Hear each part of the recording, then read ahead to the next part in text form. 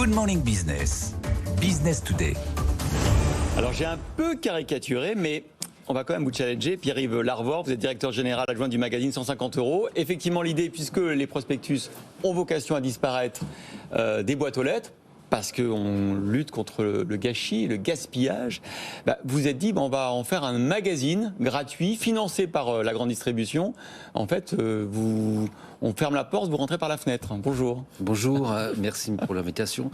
Et pour le lancement, vous pourriez dire. Pour le lancement, enfin ça fait 2 mois maintenant que... Non, c'est son lancement à lui. Non, votre lancement, alors que le vôtre est très réussi, c'est vrai.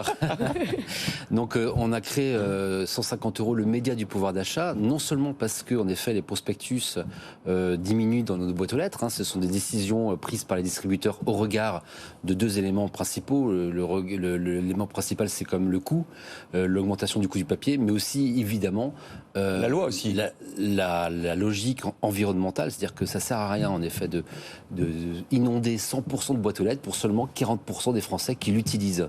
Donc c'est bien ça le premier constat.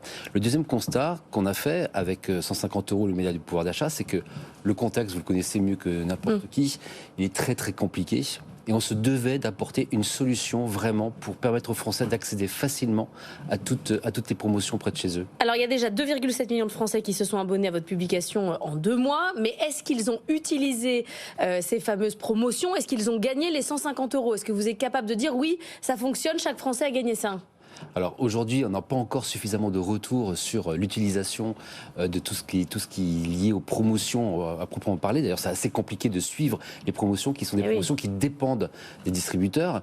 En tout cas, notre promesse de 150 € d'économie à minimum par mois, c'est une promesse dont les Français ont largement besoin et qu'ils utilisent à travers donc la réception en boîte aux lettres ou en digital, des promotions proches de chez eux et bientôt d'autres bons plans d'ailleurs. Alors nous, ce qui nous intéresse, c'est pas tellement ça parce qu'on est à BFM Business, c'est plutôt ce qu'il y a sous le capot, c'est-à-dire votre modèle économique, parce que cette promesse d'ailleurs que vous avez raison, vous allez être honnête de dire que vous ne savez pas si elle est effectivement assurée et si elle est réelle. En revanche, comment vous êtes financé par la grande distribution? Parce que est-ce que ça ne les gêne pas d'être dans le même catalogue, les Leclerc, les Lidl, les Intermarchés, alors qu'avant ils avaient leur propre catalogue? Donc comment vous faites pour les convaincre de vous financer en étant dans le même catalogue? Et comment vous mettez telle ou telle promotion en avant?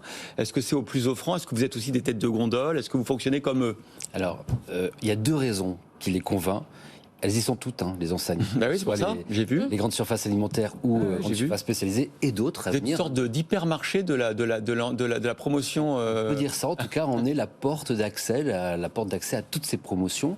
Il y a 2 raisons principales, il y en a beaucoup, mais 2 raisons principales pour répondre à votre question, qui motivent les distributeurs à venir rejoindre 150 €. La première, c'est que les Français sont de plus en plus souvent dans la comparaison des prix. D'accord. Donc ils ont besoin d'être là, puisque s'ils ne sont pas là, les Français vont aller zapper sur une autre enseigne.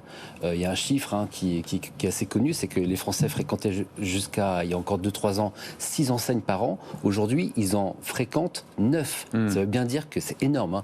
Ça veut bien dire qu'ils vont aller chercher la bonne promotion au bon endroit. Donc ils ont besoin d'être là. Ça, c'est la première raison. La deuxième raison, c'est que c'est beaucoup plus performant d'être sur 150 € que d'être dans toutes les boîtes aux lettres, parce que c'est un public qui a manifesté l'intérêt pour les prospectus et qui se sont abonnés. Mais comment vous vendez du coup Il y a des rétrocommissions, c'est comme dans les hypermarchés, en fonction de la tête de gondole, où on est placé, c'est pas le même prix. Comment vous faites? On est comme vous, on est un média en fait. Donc on propose un espace publicitaire. Donc on propose d'être présent dans le magazine et on vend donc en fonction du nombre d'abonnés touchés toutes les semaines. C'est toutes les semaines. Le magazine est distribué tous les lundis. La newsletter est distribuée par mail tous les lundis. Il y a donc 2 700 000 abonnés qui reçoivent toutes ces promotions près de chez eux. Et les distributeurs sont là, évidemment, présents avec une attente de faire venir sur leur magasin. Je reviens à ma question initiale quand même. C'est quand même sacrément culotté d'aller sur un business model où on va mettre du papier quand même dans les boîtes aux lettres. Ok, c'est sur abonnement, mais enfin vous avez 2,7 millions d'abonnés, vous allez mettre 2,7 millions de prospectus dans les boîtes aux lettres au moment où on essaye tous de faire de l'anti-gaspillage. Mais on fait de l'anti-gaspillage. Vous n'êtes pas sur un modèle économique qui est un peu, dès le départ, biaisé et condamnés à disparaître. Nous, notre réflexion, c'est de bien comprendre l'usage et les attentes des Français.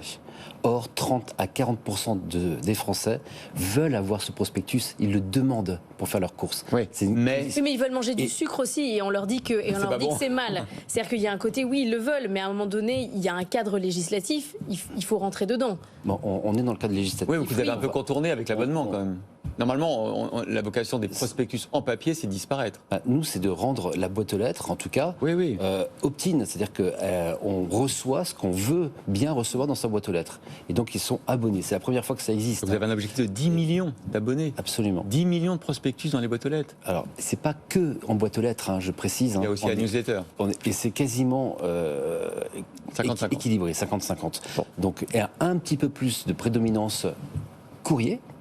En boîte aux lettres, donc ça veut bien dire que les Français qui veulent avoir de la promotion préfèrent les recevoir encore par courrier plutôt que par digital. Mais on sait très bien que la tendance, et vous avez raison, la tendance ça va être petit à petit dans les années à venir vers le digital. Bon, merci beaucoup Pierre-Yves Larvor, directeur général adjoint de 150 €, d'avoir bien voulu répondre à nos questions.